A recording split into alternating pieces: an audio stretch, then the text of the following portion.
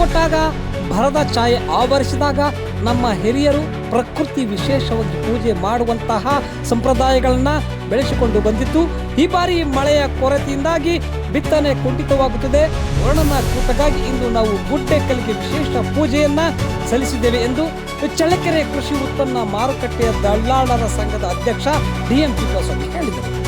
ಮಳೆ ಕೊರತೆ ಹಿನ್ನೆಲೆಯಲ್ಲಿ ಇಂದು ನಗರದ ಶ್ರೀರಾಮ ಮಂದಿರದ ಎದುರಿನಲ್ಲಿರುವ ಗುಡ್ಡೆಕಲ್ಲಿಗೆ ವರ್ಣನ ಕೃಪೆಗಾಗಿ ಪ್ರಾರ್ಥಿಸಿ 108 ಬಿಂದಿಗೆ ನೀರು, 108 ನಿಂಬೆ ಹಣ್ಣು, 108 ಹೂ ಹಾಗೂ 108 ಮಂತ್ರಗಳನ್ನು ಜಪಿಸಿ ರಾಮ ಮಂದಿರದಲ್ಲಿ ವಿಶೇಷ ಪೂಜೆ ಸಲ್ಲಿಸಿ ನಂತರ ಅವರು ಮಾತನಾಡಿ, ಮುಂಗಾರು ಮಳೆ ಮುಗಿಯುತ್ತಾ ಬಂದರೂ ಮಳೆ ಇಲ್ಲದೆ ಬರದ ಪರಿಸ್ಥಿತಿ ಎದುರಾಗುವಂತಹ ಕಾಣುತ್ತಿದೆ.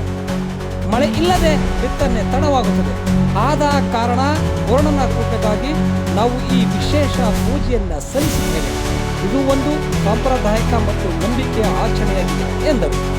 ಸಂಘದ ಉಪಾಧ್ಯಕ್ಷ KO ಶಿವಕುಮಾರ್ ಮಾತನಾಡಿ, ಮಳೆರಾಯನನ್ನು ಒಲಿಸಿಕೊಳ್ಳಲು ಪವಿತ್ರವಾದ ಗುಡ್ಡೆಕಲ್ಲಿನ ಮೇಲೆ 108 ಕೂಡ ನೀರನ್ನು ಸುರಿಯಲಾಗಿದೆ. ಬಂಡೆಗಲ್ಲಿಗೆ ನೀರು ಎರಚುವುದರಿಂದ ಪ್ರಕೃತಿಯಲ್ಲಿರುವ ಮಳೆ ದೇವರ ಅಥವಾ ಭೂಮಿಯ ತಾಯಿ ತಂಪಾಗಿ ಮಳೆ ಸುರಿಯುತ್ತದೆ ಎಂಬುವ ನಂಬಿಕೆ ಇದೆ. ಈ ಕಾರಣದಿಂದಾಗಿ ಇಂದು ಗುಡ್ಡೆಕಲ್ಲಿಗೆ ವಿಶೇಷ ಪೂಜೆಯನ್ನು ಸಲ್ಲಿಸಲಾಗಿದೆ ಎಂದರು.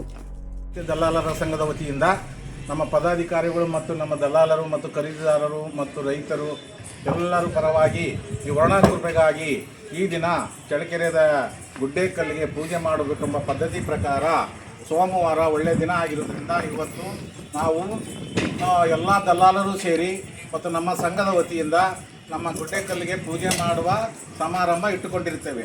ಈ ಸಮಾರಂಭಕ್ಕೆ ಎಲ್ಲ ನಮ್ಮ ಅಧ್ಯಕ್ಷರು, ನಮ್ಮ ಪದಾಧಿಕಾರಿಗಳು, ಉಪಾಧ್ಯಕ್ಷರುಗಳು, ಕಾರ್ಯದರ್ಶಿಗಳು ಎಲ್ಲ ಬಂದು ಆಗಮಿಸಿರುತ್ತಾರೆ. ಪ್ರತಿಯೊಬ್ಬ ಸಾರ್ವಜನಿಕರು ಬಂದಿದ್ದಾರೆ. ಬಹಳ ಒಳ್ಳೆಯ ಕಾರ್ಯ ಅಂತ ಸಂತೋಷಪಟ್ಟು ಈ ಪೂಜೆಗೆ ಪ್ರತಿಯೊಬ್ಬರು ಮೆಚ್ಚುಗೆ ವ್ಯಕ್ತಪಡಿಸಿದ್ದಾರೆ. ಈ ರೀತಿ ಮಾಡಿರೋದು ಬಹಳ ಒಳ್ಳೆಯದು.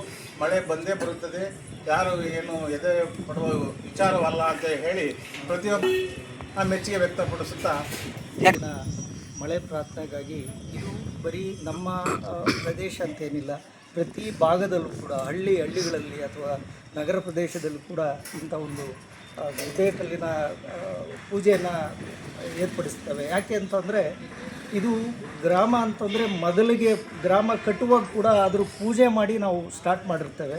ಇವತ್ತು ಅದಕ್ಕೆ ನಾವು ಪೂಜೆ ಮಾಡಿ ವರುಣನ ಕೃಪೆಗಾಗಿ ಈ ದಿನ ನಾವೆಲ್ಲರೂ ಕೂಡ ಸೇರಿ ಈ ಒಂದು ಪೂಜೆಯನ್ನು ನಾವು ಮಾಡಿದ್ದೇವೆ. ಇದು 108 ಕೊಡದ ನೀರನ್ನು ಹಾಕಿ ಪೂಜೆ ಮಾಡಿ ಇವತ್ತು ಇದೆಲ್ಲ ಚೆನ್ನಾಗಾಗಲಿ, ಮಳೆ ಬರಬೇಕು ಎಲ್ಲರಿಗೂ ಕೂಡ.